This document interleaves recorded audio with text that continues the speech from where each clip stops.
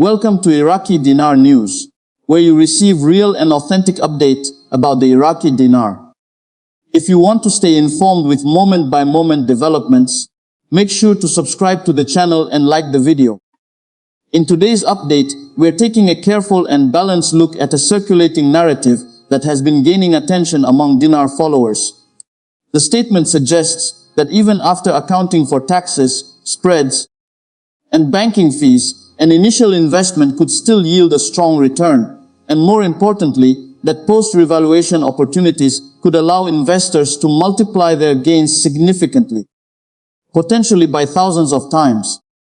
It also reflects a broader sentiment that we may be entering what some are calling unprecedented times for wealth creation.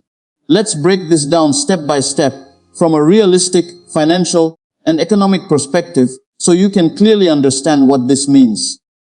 And just as importantly, what it does not mean. First, the idea of returns after fees and deductions. In any foreign exchange scenario, especially involving currencies like the Iraqi dinar, there are multiple layers of cost that must be considered.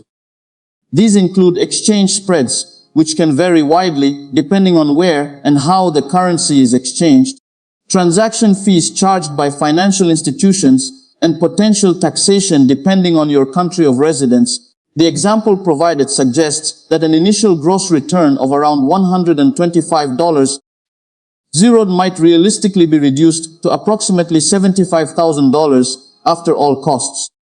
From a purely financial standpoint, that framing is actually more grounded than many overly optimistic projections we often see. It acknowledges that real-world transactions are not frictionless and that net returns are what ultimately matter. However, the key issue is not just the deduction of costs. It is the assumption that such a large gross return will occur in the first place.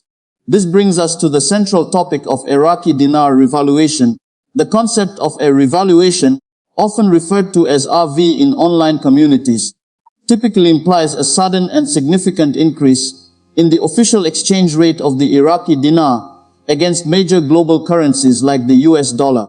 While currency adjustments do happen in global markets, they are usually gradual, policy-driven, and tied closely to economic fundamentals such as inflation, foreign reserves, GDP growth, and trade balances. In Iraq's case, the Central Bank of Iraq has historically managed the dinar through a controlled exchange rate system.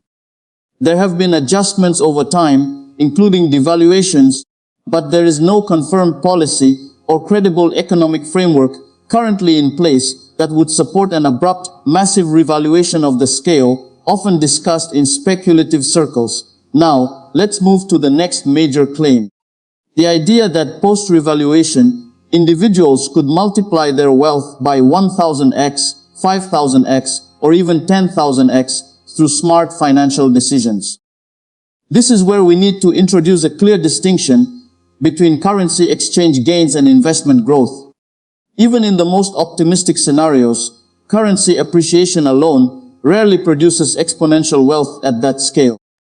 The global foreign exchange market is one of the most liquid and efficient markets in the world, and large arbitrage opportunities are typically short-lived and heavily regulated. What the statement seems to imply, however, is not just currency appreciation, but the reinvestment of any gains into other assets, such as real estate, equities, businesses, or other financial instruments. And this is where the conversation becomes more grounded in reality. If someone were to realize a significant gain from any investment, including currency, the next phase, how that capital is managed, becomes critically important. Historically, wealth growth at exponential levels has been achieved not through a single event, but through disciplined long-term investment strategies. This includes diversification, risk management, and a deep understanding of market cycles.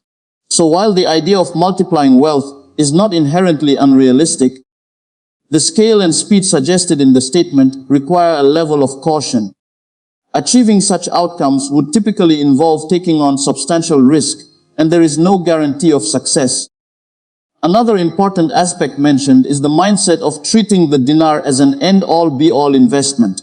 This is a key behavioral point that deserves attention. In financial planning, Concentrating all expectations on a single asset or event is generally considered high risk.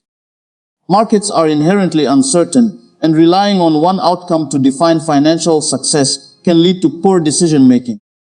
A more balanced approach would involve viewing any potential gain as one component of a broader financial strategy. This aligns with the idea of being a good steward of money, as mentioned in the statement. Financial stewardship involves budgeting, saving, investing wisely, and planning for both short-term needs and long-term goals. Now, let's examine the phrase, unprecedented times. This is a powerful phrase, but it is often used in a very broad and sometimes ambiguous way. From a global economic perspective, there are indeed significant changes happening. We are seeing shifts in monetary policy, evolving energy markets, technological advancements, and geopolitical developments that are reshaping economic landscapes. Iraq itself is undergoing a period of economic transition. The country has been working on reforms aimed at improving financial transparency, stabilizing its currency, and attracting foreign investment. Oil revenues continue to play a central role in Iraq's economy, and efforts are being made to diversify income sources and strengthen the private sector. These developments are important and could have long-term implications for the strength and stability of the Iraqi dinar. However, they do not necessarily point to a sudden, dramatic revaluation event. Instead, they suggest a gradual process of economic improvement, which could support incremental currency stability over time. For Iraqi dinar followers, this means that expectations should be aligned with economic realities. Short-term movements in the dinar are likely to be influenced by policy decisions from the Central Bank of Iraq, changes in oil prices, and broader regional stability. Long-term outcomes will depend on structural reforms, governance, and integration into the global financial system. It's also worth discussing the psychological aspect of wealth expectations. The idea of becoming a multimillionaire or billionaire from a single investment is understandably appealing, but it can also create unrealistic benchmarks. Financial success, in most cases, is the result of consistent effort, informed decision-making, and patience. This does not mean that opportunities do not exist. Markets do present chances for growth, and individuals who are well-informed and disciplined can achieve meaningful financial progress. But it is important to separate aspiration from expectation. In practical terms, if someone were to realize a gain, whether modest or significant, the focus should shift to capital preservation first and growth second. This includes setting aside emergency funds, reducing debt, and considering diversified investment options that align with one's risk tolerance and financial goals. From an economic standpoint, large inflows of capital into any market, including Iraq, can have both positive and negative effects. Increased investment can drive development and growth, but it can also lead to volatility if not managed properly. This is why central banks and financial regulators play a critical role in maintaining stability.